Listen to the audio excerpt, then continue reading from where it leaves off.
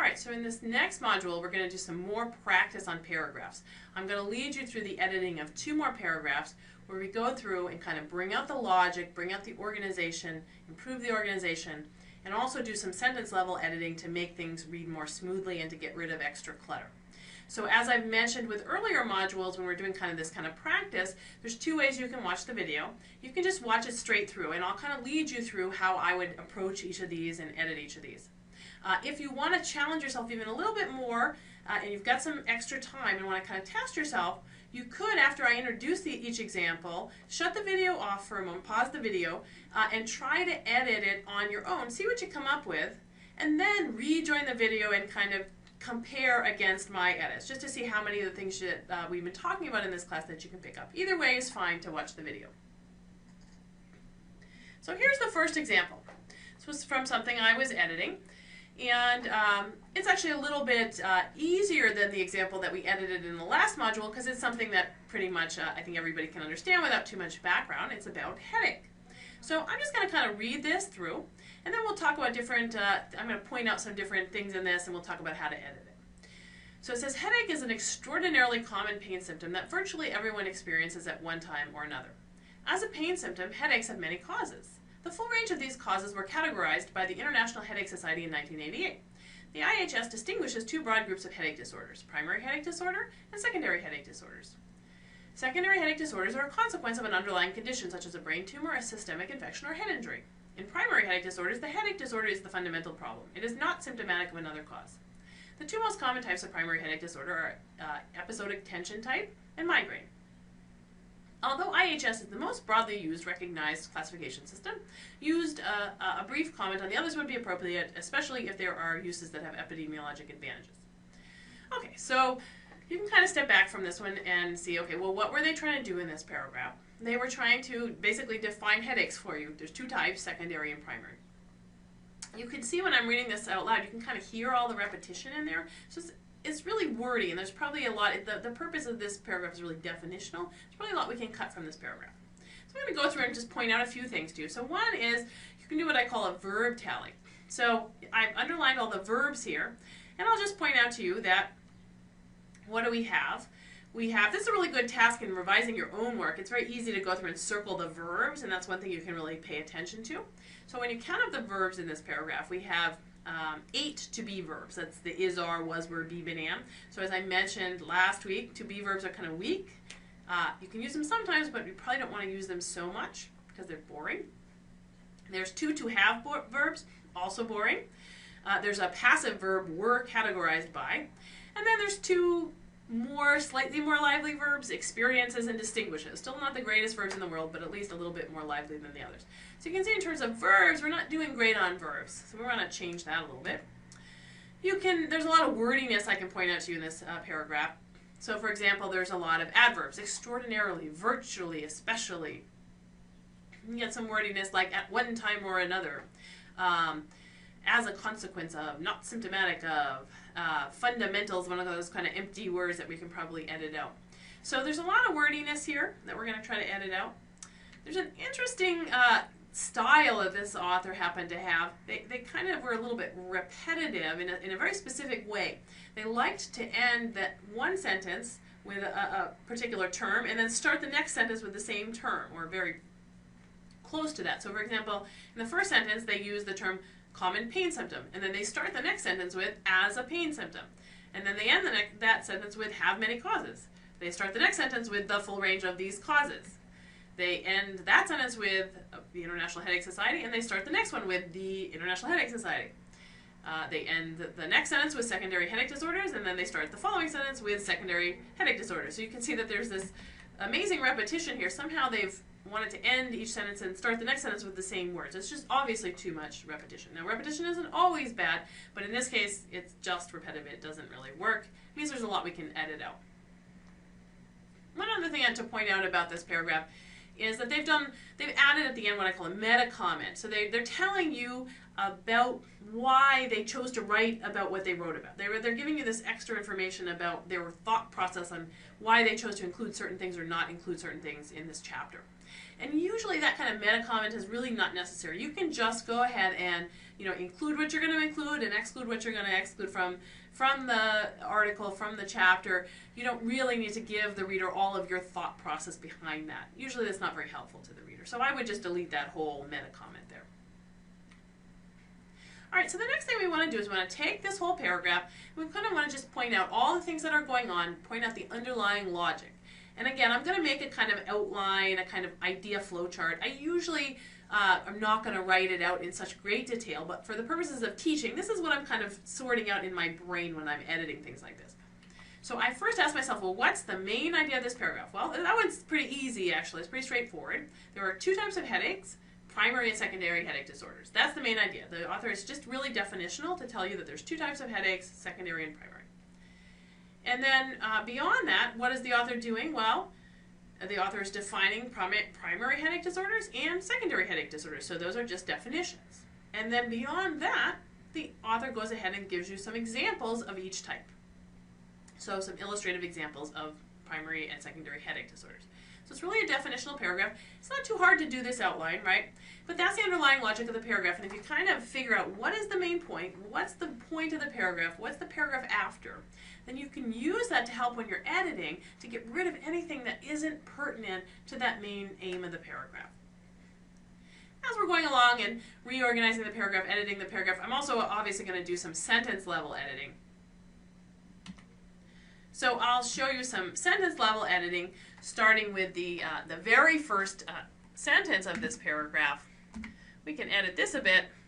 So it says, headache is an extraordinarily common pain symptom that virtually everyone experiences at one time or another. That's a little bit long-winded, right? So I'm going to get rid of some things. So headache is, how about just A?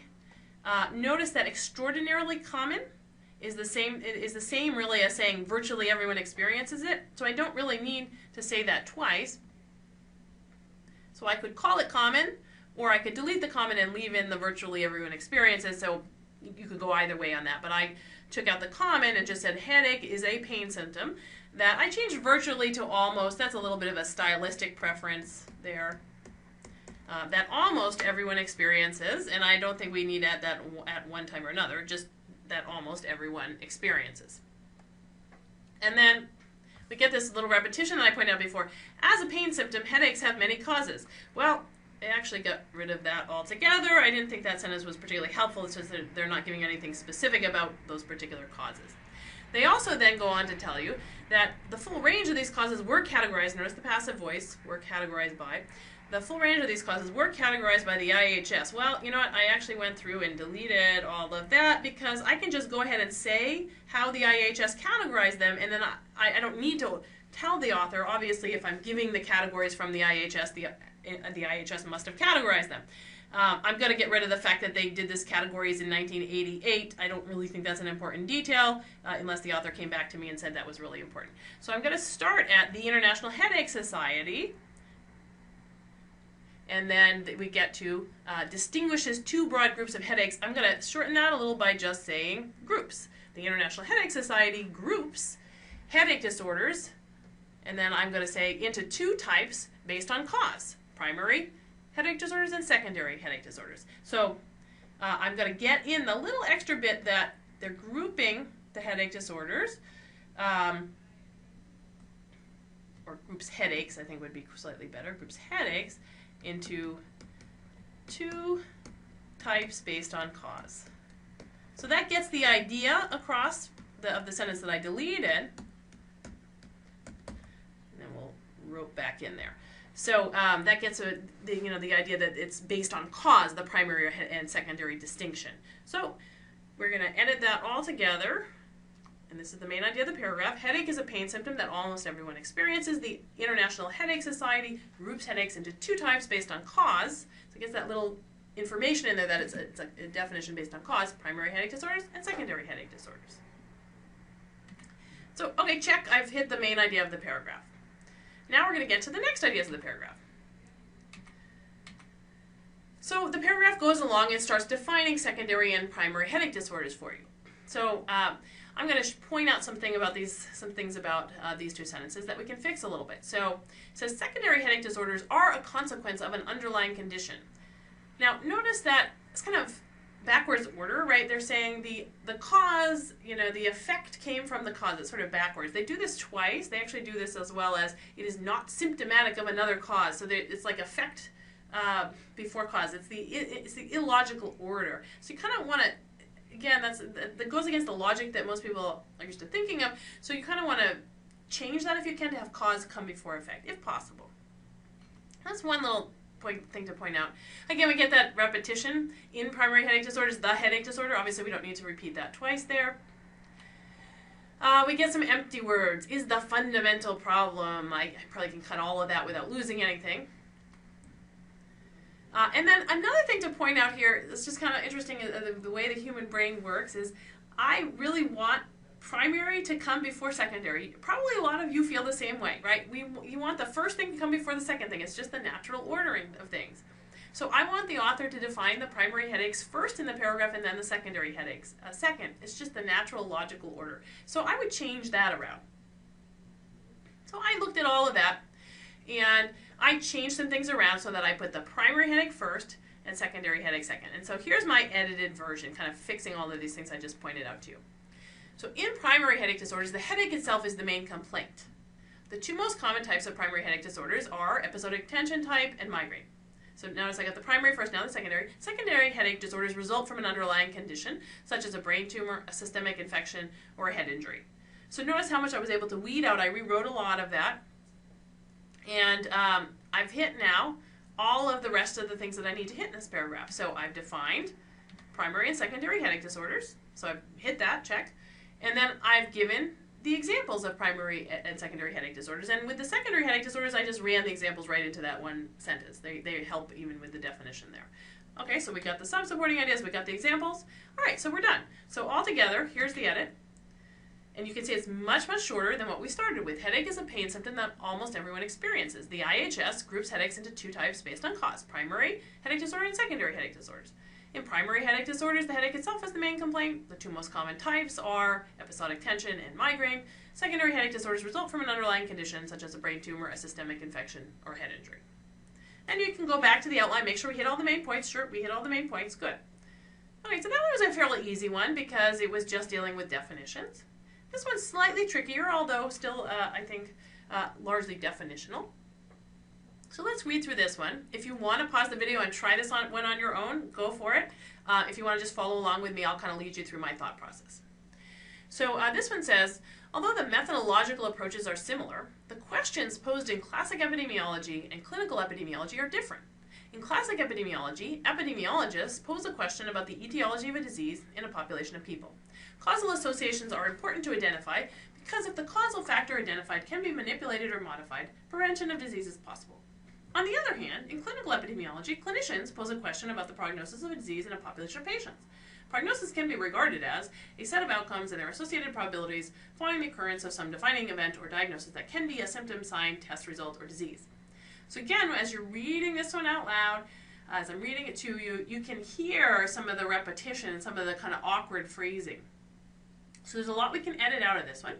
So again, my approach to this, at least in my head, is to kind of ferret out at first, just what was the author trying to accomplish in this paragraph? What's the main take-home message, the main aim of this paragraph? And then beyond that, what are all the points that the author needs to get in? So I kind of make an outline in my head, and I'm going to actually write it down explicitly here. The main idea of this paragraph is that they want to tell you about the differences between classic and clinical epidemiology. How do those differ? So that's the main idea. It's a compare-contrast, essentially. And then the supporting ideas, well, they give you the definitions. Classic epidemiology is about disease etiology and preventing disease. In contrast, clinical epidemiology is about improving prognosis in people who already have diseases. So that's the supporting ideas. And then beyond that, the authors are defining a couple of words in case you don't know what they are.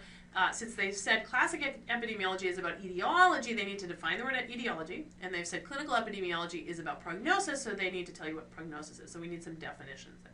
So that's it. That's the whole main idea of this paragraph, and that's all of the pieces in this paragraph. So when we edit it, we're going to make sure that we get in all of those pieces and, again, get out anything that doesn't contribute to those pieces. And I'm also going to do a lot of sentence level editing as we go along here. So we'll start with the very first sentence.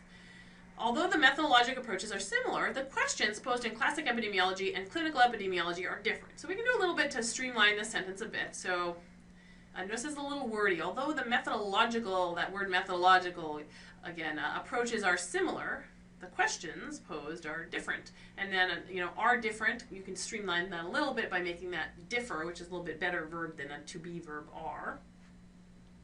So I streamlined that one too. Despite methodologic similarities, classic epidemiology and clinical epidemiology differ in aim. So that gets to the main point of that paragraph, the main idea. All right, I'm going to now move on to the next part of that paragraph because there's some interesting things here. So there's actually, the author of this article had done a good job in setting up a particular compare-contrast with parallel sentences, that is, parallel structure across multiple sentences. And this is a really great technique. They needed to bring it out a little bit more, though. So I just want to point this out to you. Notice this structure that's there. So they say, in classic epidemiology, epidemiologists, that's the group, pose a question about etiology in a population of people, a general population. Okay? So we get this. In discipline 1, group 1 poses a question about etiology in a particular population. And then we get all this kind of intervening stuff, which for now I'm going to ignore. And then we get this transition word on the other hand. We're not going to need that transition word if we bring out the structure nicely here, this parallel structure. But then we get to something that's a kind of parallel form. In clinical epidemiology, clinicians, that's the next group, pose a question about prognosis in a population of patients. So we get the same kind of parallel structure. So that's kind of nice, right? They kept the language, the parallel across those two sentences, which made it easy for the reader to make a nice compare-contrast. Here's exactly what's the same, and here's exactly what differs. They have the same kind of idea about posing questions about something in a population, but exactly the question they're asking differs, and exactly the population differs. So I think that's really nice structure, and the author can bring it out a little bit more by doing the following, just directly saying, classic epidemiologists pose a question about the etiology of a disease in a population of people. Clinical epidemiologists pose a question about the prognosis of a disease in a population of patients. So we're going to keep that structure the same across those two sentences to really bring out the compare-contrast. Notice when I do that, I don't need that transition on the other hand. It's completely unnecessary because I've got this nice parallel structure that's making that paragraph flow. So we get that nice compare-contrast. That's telling us a lot. Now, that gets actually to the second supporting ideas of the paragraph. What is classic epidemiology? What is clinical epidemiology? So now all we need to do is the last little bit, which is to define etiology and prognosis, to define those two words. And that's actually fairly easy to do. So I'm going to leave the etiology bit for the end and going to jump right to their definition of prognosis because this one was a little bit more, there's a little bit more going on here and a lot we can edit in this sentence. So it says, prognosis can be regarded as a set of outcomes and their associated probabilities following the occurrence of some defining event or diagnosis that can be a symptom, sign, test result, or disease. Whew, that's quite a long sentence, and I'll point out a few things in it. So one thing that hopefully by now you can pick up is that prognosis can be regarded as, that's a long-winded way of saying is, right? And then we get a lot of extra things going on here. I changed this to is the probability that.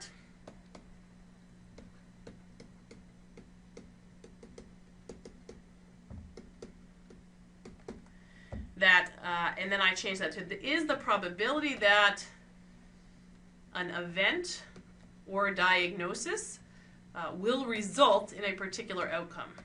So I changed quite a bit in this sentence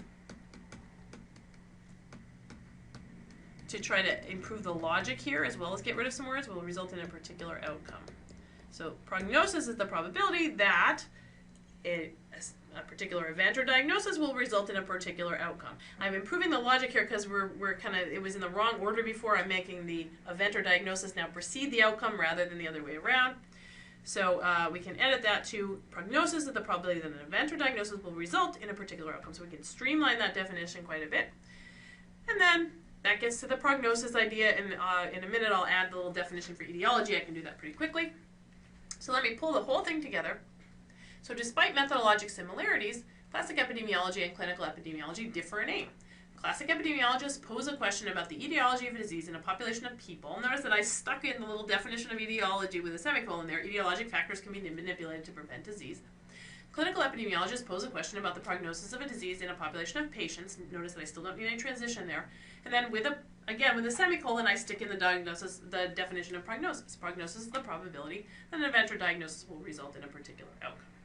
So you can see we really streamlined that paragraph. We cut out a lot of things. We used the logic and the nice parallel sentence structure to get rid of the need for transition words.